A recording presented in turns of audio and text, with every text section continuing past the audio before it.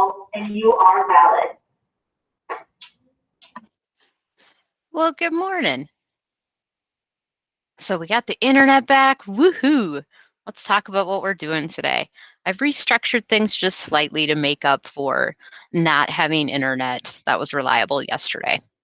So one thing I changed was I moved your CTA to Friday this week so that today you have a little more time to get things done.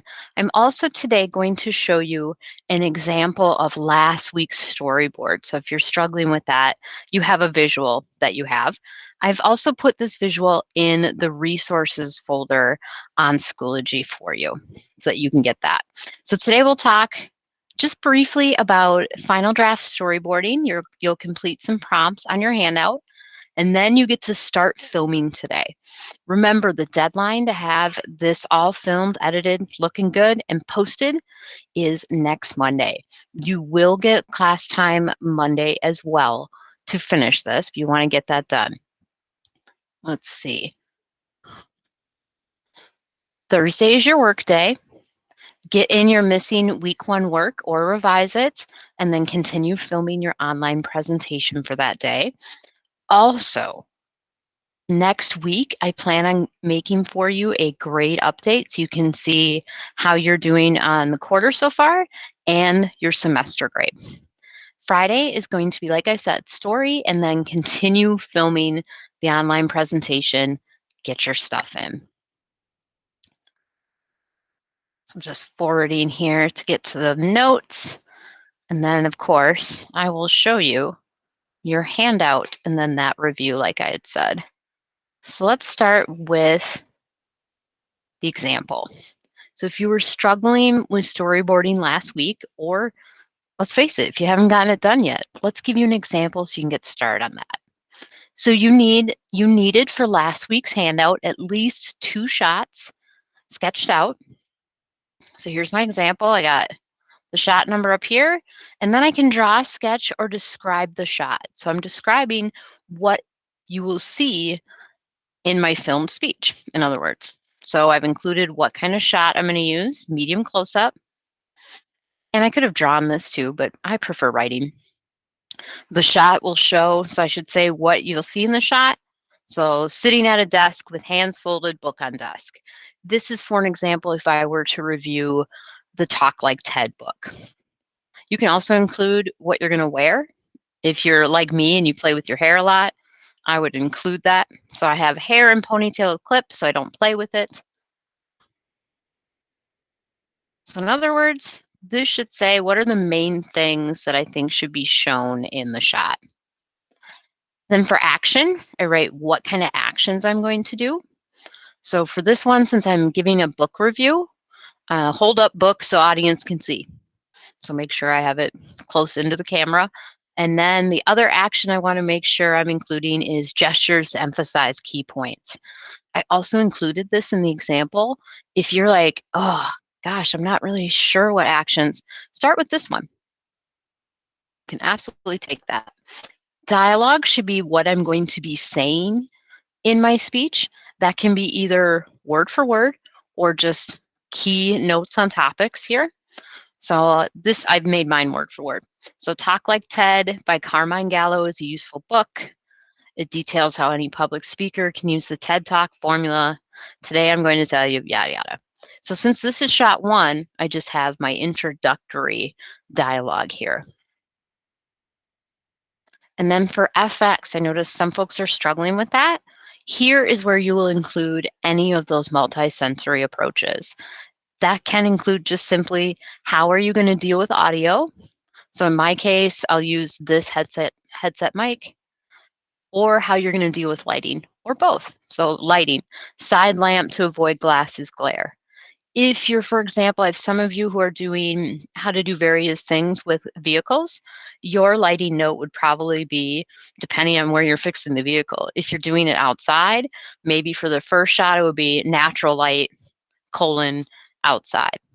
And then for the second shot, it would likely be, I'll use my phone light while filming or whatever it is to show the underside of the car. So you need to do that twice. So there's your example for last week. And like I said, I have posted this in Schoology for you so you can reference that. Let's show you what you're going to be writing today for your handout. There we go. It wasn't wanting to cooperate for a minute there. Scroll down. So today we're on task 2. You only have 2 prompts for today. Since I knew the internet was going to be down and I want you to have time for filming, we're keeping it simple. So today you'll, in this space, explain why you don't have a separate final draft for the online presentation. We'll be talking about that today. And then you're also going to either describe your plan for filming. So that could be, I'm going to talk to my mom and get her to hold the camera. I'm going to tidy the living room because that's where I want to shoot the shot and I want it to look good. Or you can write a specific issue you're looking to avoid in filming. So in my case, it could be no distractions since I do live with another person like most of us do. All right, so that's what you're going to write today. Let's show you the things you need to know to get that done. All right, so you don't have a separate final draft to hand in for this presentation. Most drafting and online presentations happens when you're reshooting shots.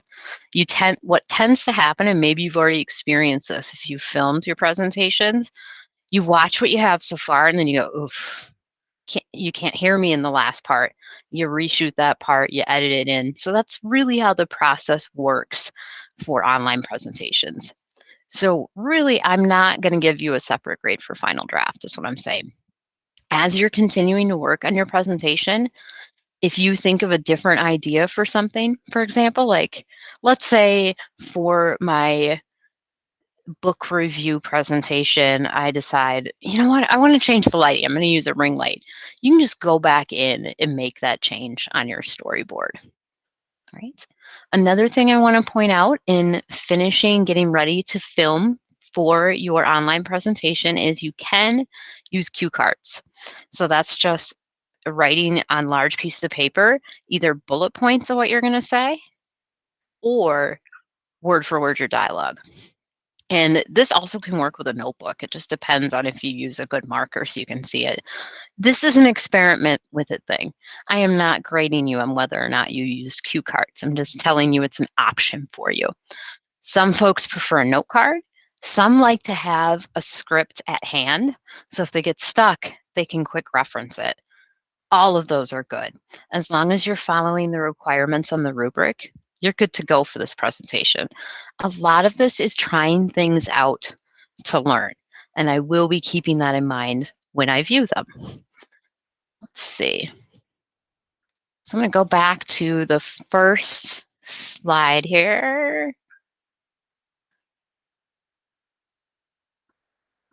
So that you have what you need to do today. All right. So as I said earlier, you lovelies have this time to finish up your storyboard if you didn't have a chance yet.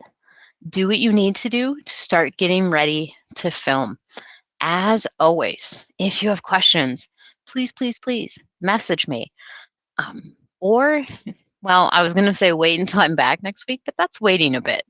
So send me a message if you need help. I am more than willing to do so. All right, so I'm trying to get my Google Meet back up here. So at this point, you folks have work time. Go for it.